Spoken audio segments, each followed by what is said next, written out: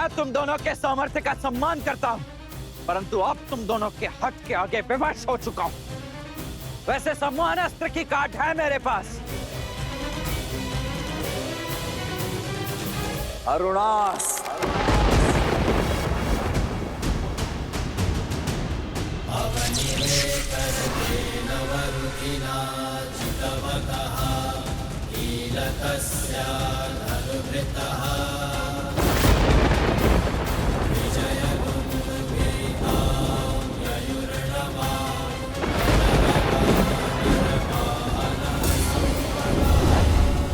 स्मरण रहे लक्ष्मण कि उन बालकों को कोई हानि नहीं होनी चाहिए।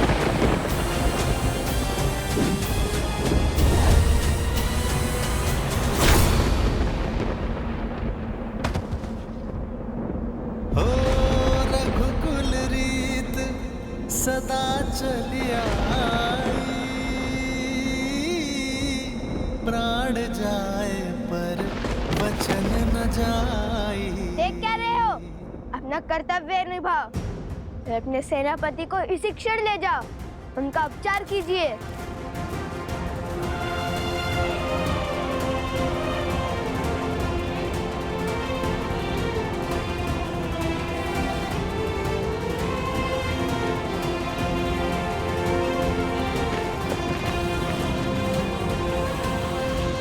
हे ईश्वर, क्षमा करें हमें।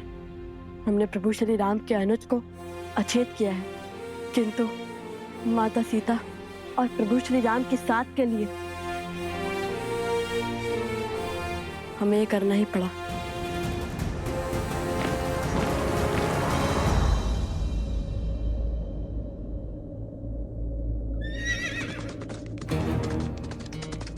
सावधान कुश, लगता है कोई आ रहा है। चलो शीघ्र यहाँ से कहीं दूर चलते हैं, ताकि किसी को भी हनुमान जी और अश्व के यहाँ होने का संदेह ना हो।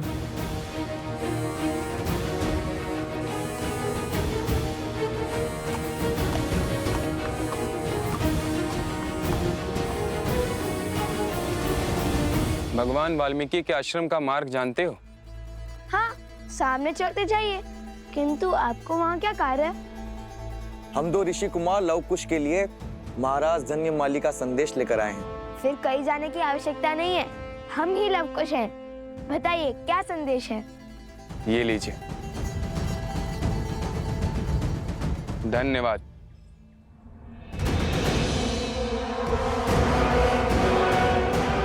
जाओ, जाकर बताओ लव कुश को कि उनकी माता कहाँ है, किस स्थिति में है, ताकि वो उस अश्व को छोड़ सीता को बचाने आए। और मैं अश्वमेध का अश्व पुनः चुराकर अपने प्रतिशोध का प्रथम पड़ाव पूर्ण करूं। किंतु महाराज, हाँ वो हनुमान हुआ तो? हनुमान?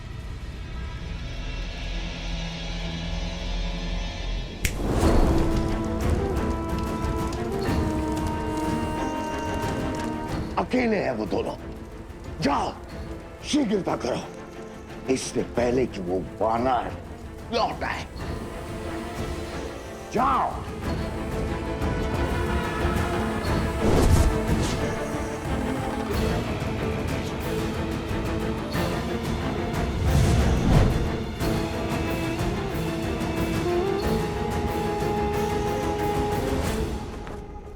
तुम्हारी माता को हमने बंदी बना लिया है।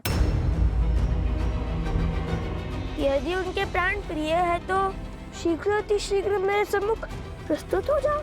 माता, माता, माता, उस दुष्ट का इतना दुस्साहस, जो स्वयं अपराधी को दंड देने में सक्षम है, जो साक्षात न्याय और धर्म की मूरत है, उन शक्ति प्रतीक देवी को वो मूर्ख बांधने चला है। अरे माता का सत्य सुनकर उसके पग तले धरा खिसक जाएगी, प्राण सूख जाएंगे। ये क्या बोले जा रहे हैं हनुमान जी? आप हमारे माता के विषय में इतना सब कैसे जानते हैं? कैसे जानता हूँ? अरे क्या आश्चर्य है जो तुम दोनों से मिलेगा वो तुम्हारी माता को जान ही जाएगा। इतने मेघावी पुत्रों को जन्म देने वाली माता साधारण थोड़ी ना हो सकती हैं। स्वयं तो क्या इस संसार की सुरक्षा का दायित्व उठा सकती हैं वो। बात तो उचित है। और फिर जब वो राजा आप दोनों के प्रताप का बखान सुनेंगे, आप जैसे शूरवीरों से भिड़ेंगे, तो पश्चाताप के अतिरिक्त बचेगा ही क्या उसके पास। अच्छा ठीक है, बहुत ही प्रशंसा। चलो कुश, शीघ्र चलते हैं। माता संकट में होगी, हमें शीघ्र अतिशीघ्र वहां जाना होगा। और इस अश्व का क्या? हमारे जाने के बाद किसी ने उसे चुरा लिया तो?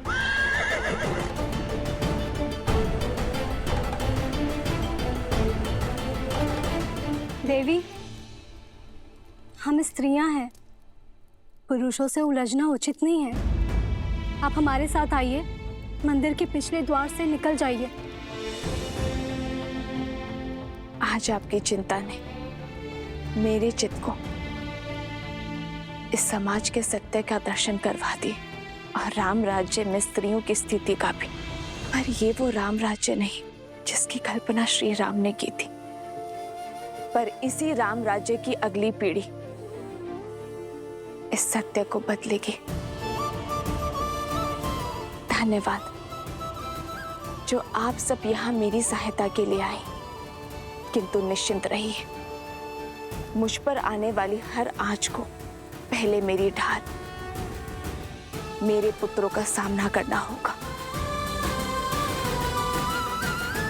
अब मुझे इस दुष्ट को धर्म और राम राज्य का पाठ पढ़ाने दीजिए। आप चिंता के बंधन में मत पड़िए, आप बस मुझे इस बंधन से मुक्त कीजिए और बस आज्ञा दीजिए। मैं यूं गया और उस दुष्ट को पाठ पढ़ाकर यूं आया। नहीं नहीं नहीं, कितने जत्नों से बांधा है हमने आपको। अरे ऐसे कैसे खोल दे? नहीं नहीं, आप पे नहीं जाएंगे। ठीक है, मैंने समर्पण किया है अपनी इच्छा से। आप अपने सेवक पर विश्वास रखकर निश्चिंत होकर जाइए माता की रक्षा के लिए। इस अश्व की रक्षा मैं करूंगा, ना किसी का कोई छल चलने दूंगा और ना ही बल। और यदि किसी ने प्रयास किया भी तो आपके आने तक उसे यहीं पर बिठा लूंगा। धन्यवाद हनुमान जी। श्री गुरु चरण सरोज रज। विजयी भवा। आप शीघ्र जाओ, मेरी माता की और अपनी माता की रक्षा करो।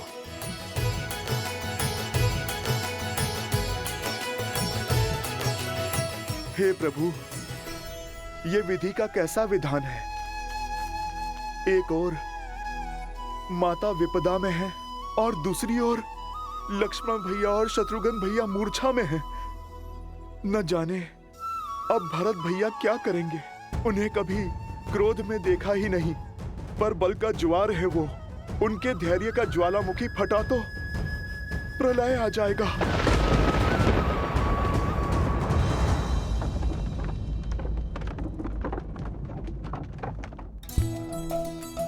अरे पकड़ो। बच गया।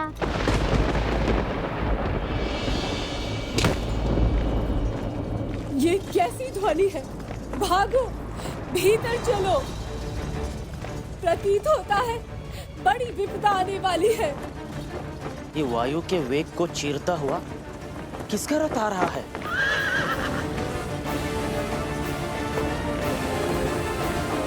नहीं होती।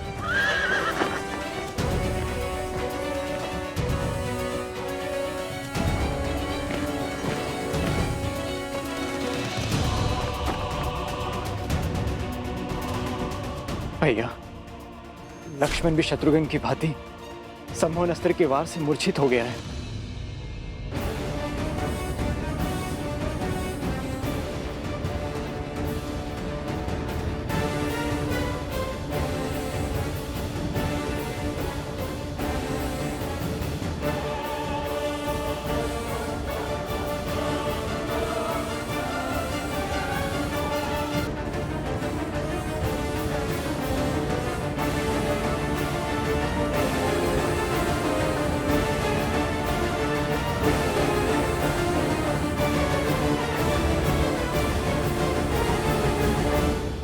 ये भी सम्मोहन अस्त्र के पास से ही बंधे हैं।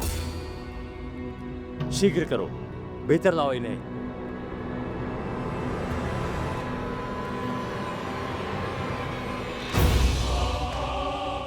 लक्ष्मण, उन बालकों के दुस्साहस ने उसे बलि चढ़ा दिया है।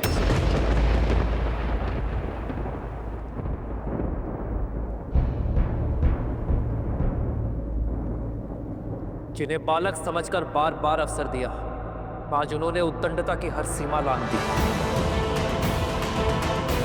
अब मैं स्वयं जाकर उन्हें उनके अपराध का दंड दूंगा।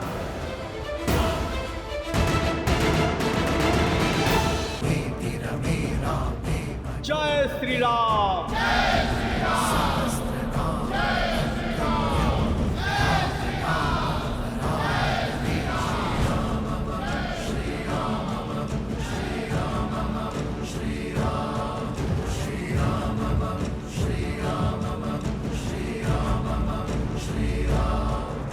महाराज,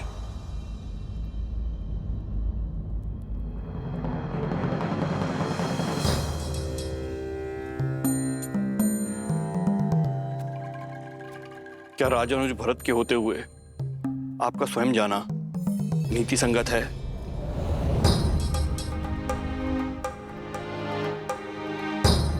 मेरी दृष्टि में जितना सम्मान आपके लिए है आचार्य,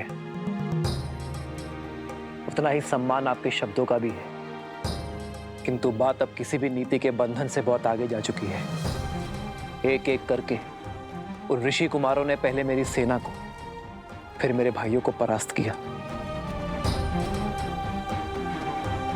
कुछ तो है आचार्य जिसे हम समझ नहीं पा रहे। कुछ तो है जिसका ज्ञान होना अति आवश्यक है। मैंने धैर्य थामकर उन ऋषि कुमारों के कर्मों के पीछे का कारण जानना चाहा, किंतु अब और नहीं,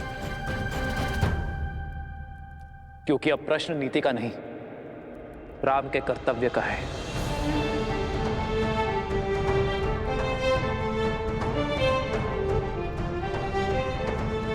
आज जब मेरे भाई मूर्छित पड़े हैं, तो आप चाहते हैं कि मैं हाथ पे हाथ धरे बैठा रहूं,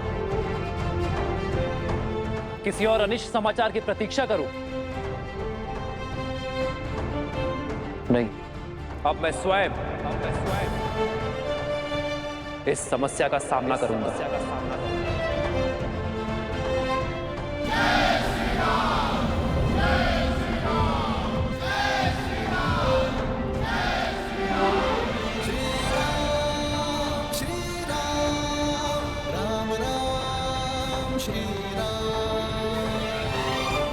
भैया ने जब गुरुवर की बात नहीं मानी तो मैं कैसे? छठी, वो आ गया है। लवकुश अश्व को अकेला छोड़ अपनी माता को बचाने निकल पड़े। किंतु दुर्भाग्य तो देखो, जब तक दोनों वहां पहुंचेंगे तब तक माता जी स्वर्गवासिनी हो चुकी होंगी, और जब तक लौटकर अश्व की सुध लेने आएंगे तो वो भी नहीं बचेगा।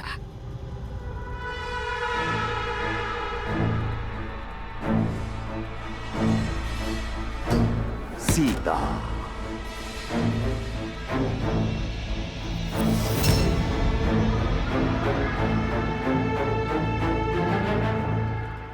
बानासुर, अपने साथियों के साथ पूर्व की ओर जाओ। अश्व वही मिलेगा। लवकुश निकल चुके होंगे, जाकर मार डालो धर्म के प्रतीक उस अश्व को।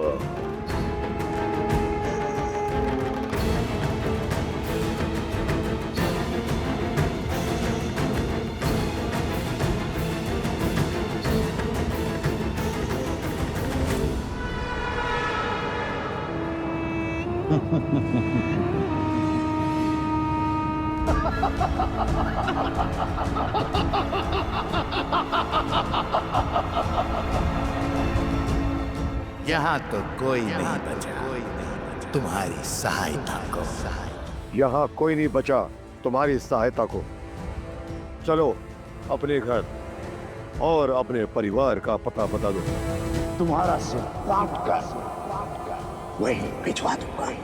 तुम्हारा सिर काट कर वही भिजवा दूंगा।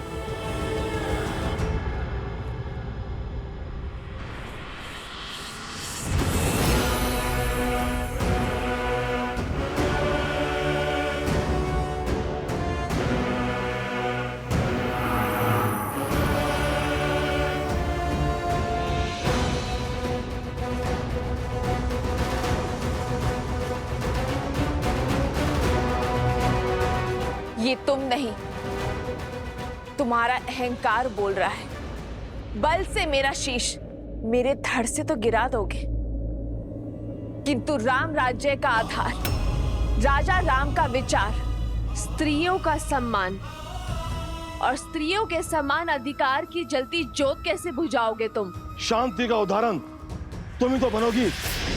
तुम्हारा शत विशित शरीर समझाएगा संसार की हर स्त्री को गरिमा और सीमा का पाठ। बल के मद में अपनी बुद्धि का स्वाहा मत करो राजन। इस अपराध के बाद साक्षात श्री राम के अपराधी बन जाओगे तुम। वो श्री राम जिन्होंने एक नारी के सम्मान के लिए लंका का अंत कर दिया था, लंकेश का अस्तित्व तक मिटा दिया था। उनके राज्य में एक स्त्री के प्रति अपराध करके बच नहीं पाओगे तुम। श्री राम प्रतिकार लेंगे तुमसे। बस तुच्छ नारी बहुत तर्क करती है। बस तुच्छ नारी बहुत तर्क करती हो तुम। सैनिकों, इसके शब्द मेरे कानों को बहुत पीड़ा दे रहे हैं। इसका सर काट दो इसी क्षण।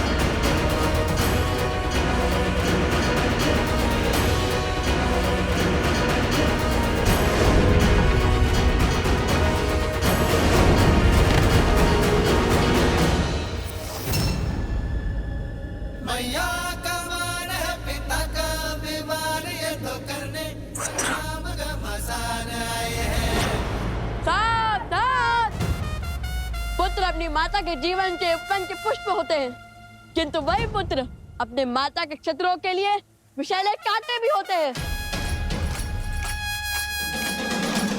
जिसने भी हमारी माता को क्षति पहुंचाने का दुस्साहस किया, वो हमारे दंड का भागीदार बनेगा। अब तुम्हारे पाप का प्रायश्चित अभी आरंभ होगा राजा धन्यमाली। हमारी माता को स्पर्श करने से पहले यम पाश तुम्हें स्पर्श करेगा।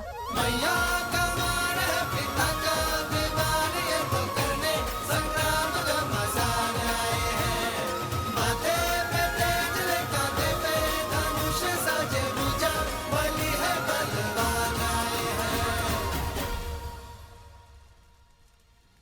तुमने समय पर पहुंचकर अपनी माता के प्राण तो बचा लिए, किंतु वन में जिस अश्व को छोड़ आए हो उसे नहीं बचा पाओगे। मेरे दास यहाँ पहुंचते ही होंगे। मैं तुम्हें यहाँ उलझाऊंगा और वो राक्षस वहां उस अश्व का अंत करेंगे। राम राज्य का स्वप्न माटी में मिलाएंगे।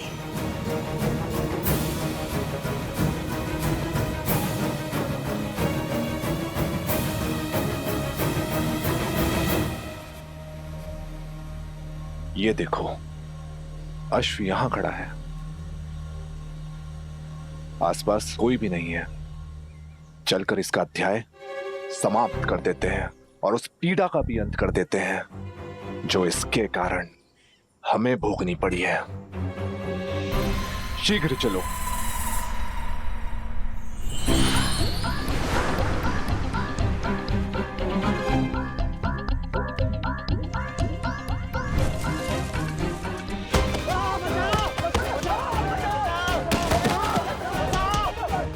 दुष्ट, क्या कर रहे हो?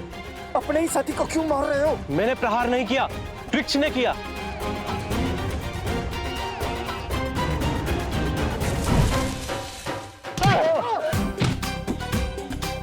नारियल से प्रहार? कौन होगा वहां?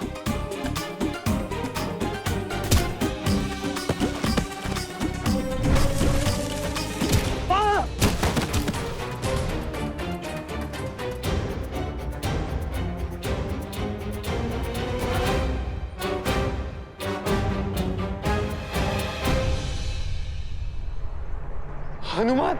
जय महावीर हनुमान। अरे डरने की क्या आवश्यकता है? हम सब तो सैन्य के वेश में है ना।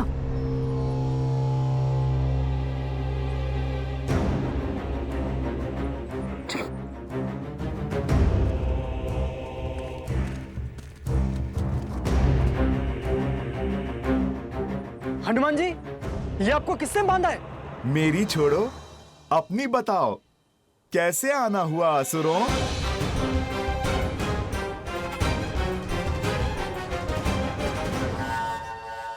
बदले हुए वेश में भी पहचान लिया। मैं तो प्रभु का सच्चा भक्त हूँ जो कोसों दूर से कपट और कपटियों को पहचान लेता हूँ। ये मूर्ख है हनुमान जी, इसे आपकी शक्ति का अंदेशा नहीं है। क्षमा कीजिए, हम जाते हैं। क्षमा? वैसे भी आज मैं तुम पर वार नहीं कर सकता। जिन्होंने मुझे यहाँ बांधा है, उन्होंने अश्व ले जाने वाले को रोकने का आदेश दिया है, उनसे लड़ने का नहीं। और मैं तो ये बंधन भी खोल नहीं सकता। तो जब तक वो लौट कर नहीं आते, आप मेरा आग्रह मानिए और बैठ जाइए। वो जब आएंगे तभी तुम्हारा न्याय होगा। यहाँ प्रभु भजन करोगे तो फिर हर पाप से मुक्ति पाओगे।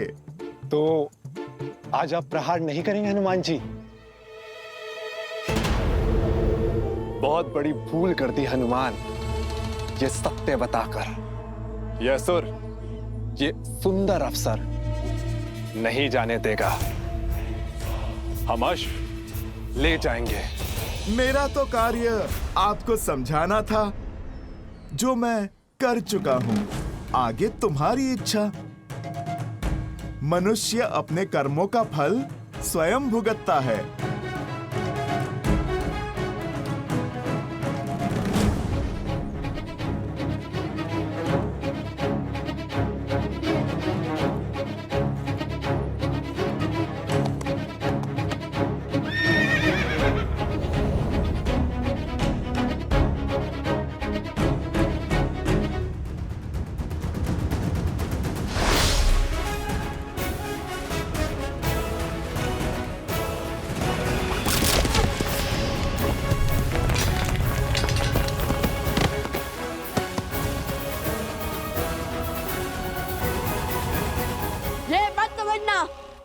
कि लक्ष्य चुका है।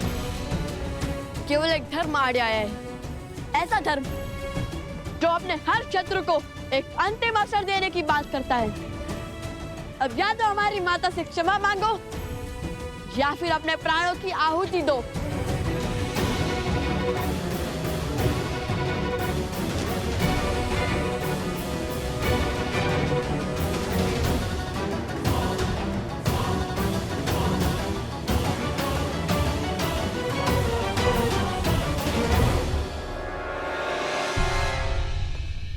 हनुमान जी ने क्या कहा था?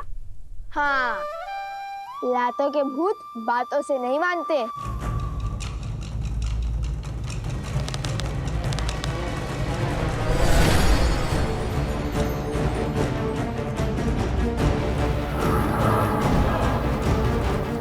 माया,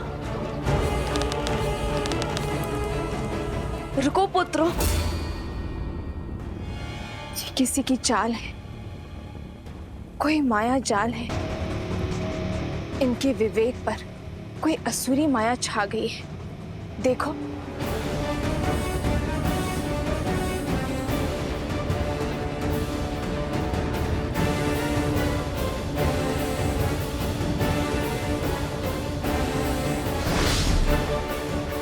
अरे हाँ,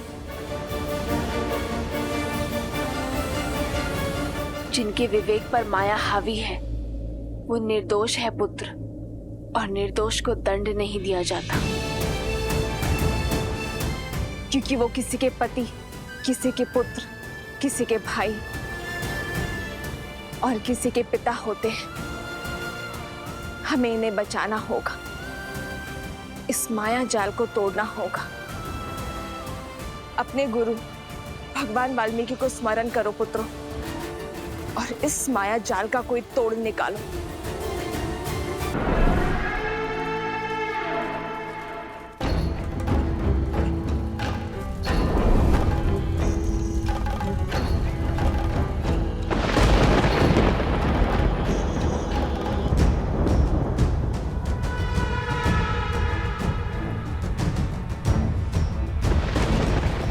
मेरी माया को पहचान अवश्य लिया है, किंतु प्रतिकार नहीं कर पाओगे। इस माया का तोड़ खोजने से पहले होगा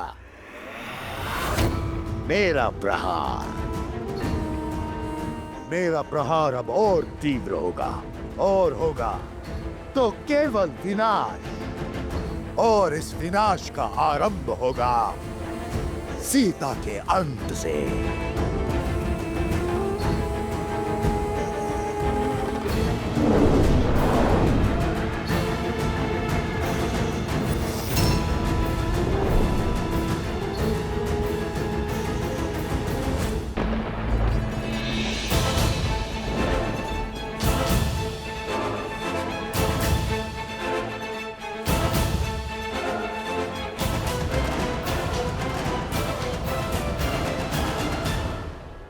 आग का संदेह उचित था माता, ये सब किसी माया के वश में है। हे माता, रक्षा करें, ये सब क्या हो रहा है? आक्रमण!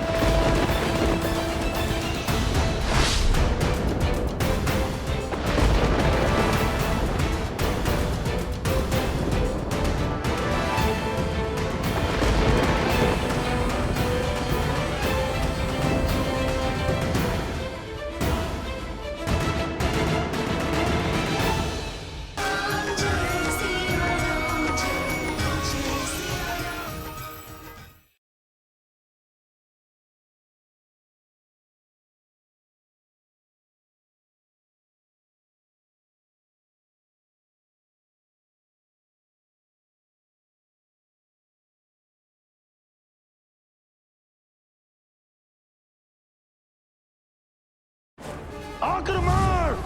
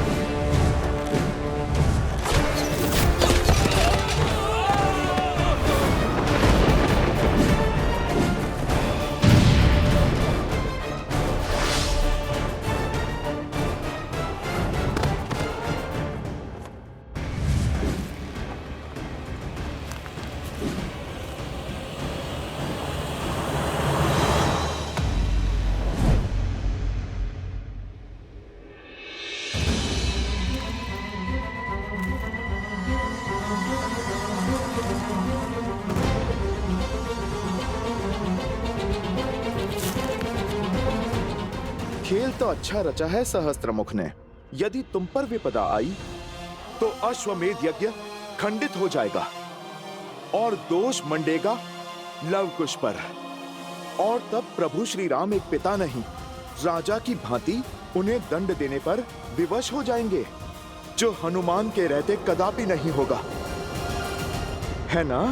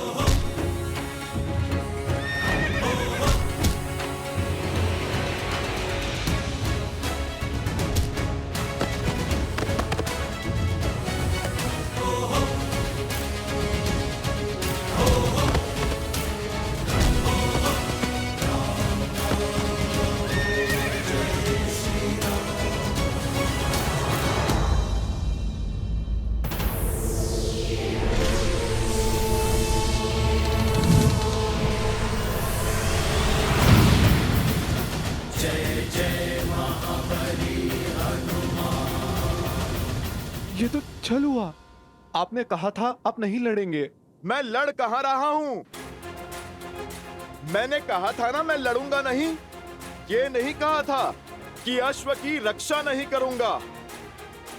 और यदि ये अनुचित है तो क्या निर्दोष पशु पर मायावी शक्ति का प्रयोग उचित है? बोलो, साहस है तो जाओ समीप, करो प्रहार इस अश्व पर, किंतु बिना माया के।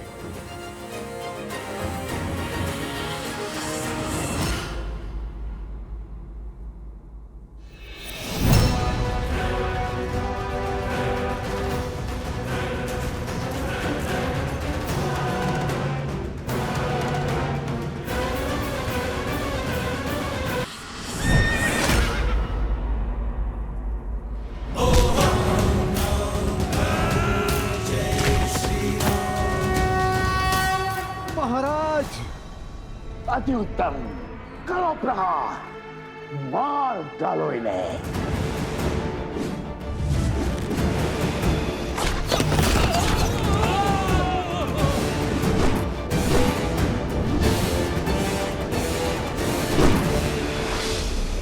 माता, माता!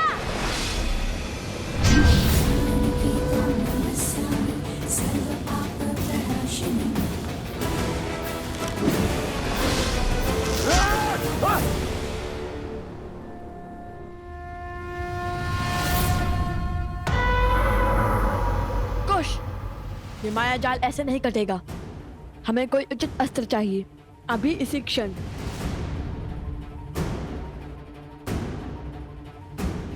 सूर्यास्त होने को है पुत्रों, काली शक्तियां और प्रबल हो उठेंगी।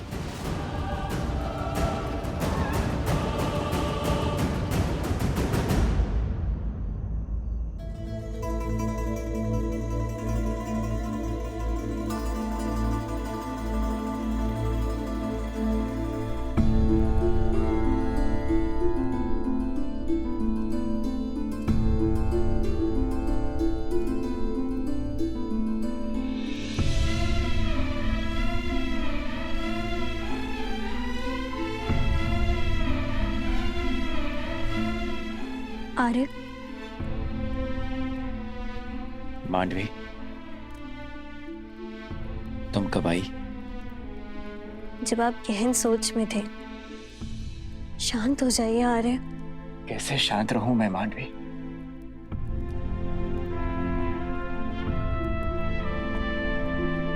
तुम्हें कैसे समझाऊं?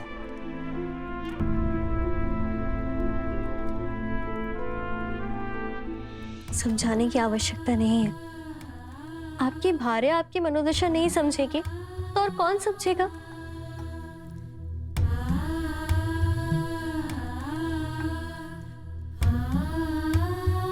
आपको इसी बात का दुख है ना कि छोटे भाई के होते हुए स्वयं राजा राम को युद्ध भूमि में उतरने की क्या आवश्यकता पड़ गई? यही ना कि आपके बड़े भाई को आपके कौशल पर विश्वास नहीं। हाँ मांडवी,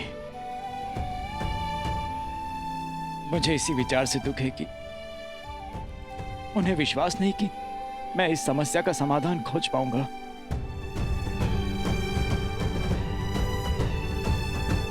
प्रणाम।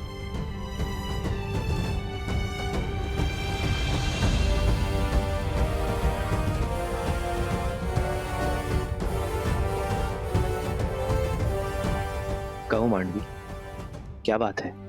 क्षमा महाराज, बात की गंभीरता का पूर्ण ज्ञान ना होने पर भी साहस कर आपसे विनती करने चली आई। मांडवी, मैं जानता हूं तुम यहाँ क्यों आई हो। आप ये भी जानते होंगे कि आपके अनुज आपके निर्णय को अविश्वास की तुला पे तौल रहे हैं।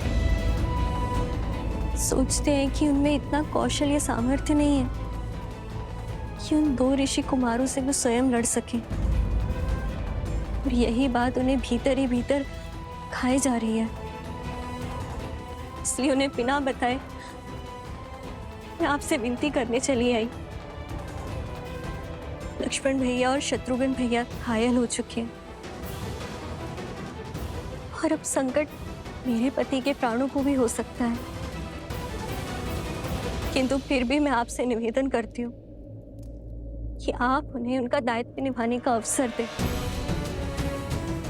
और नीति भी तो यही कहती है ना कि उनके होते हुए आप युद्ध भूमि में पग नहीं धर सकते।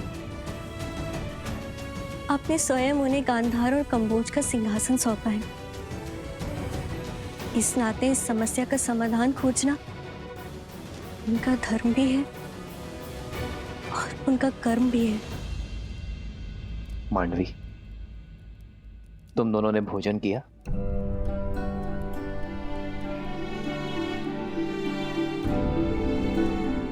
तो जाओ, जाकर भोजन की तैयारी करो मांडवी, और शेष सब मुझ पे छोड़ दो। आज मैं भरत के साथ भोजन करूंगा, और विश्वास करो मांडवी, भरत के साथ कोई अन्याय नहीं होगा।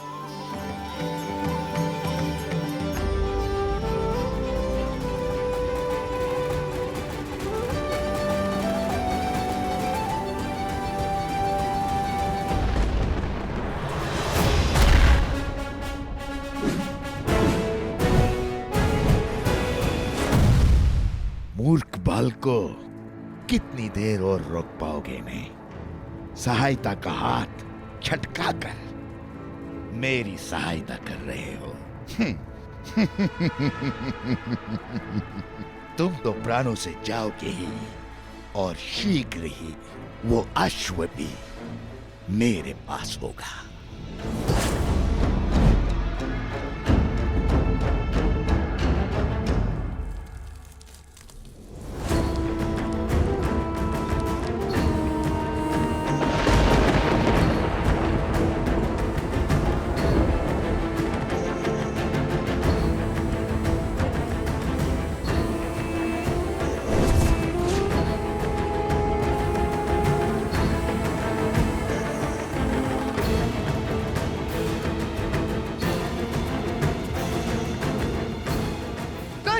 हमें इन्हें रोकना ही होगा, अभी और इसी क्षण।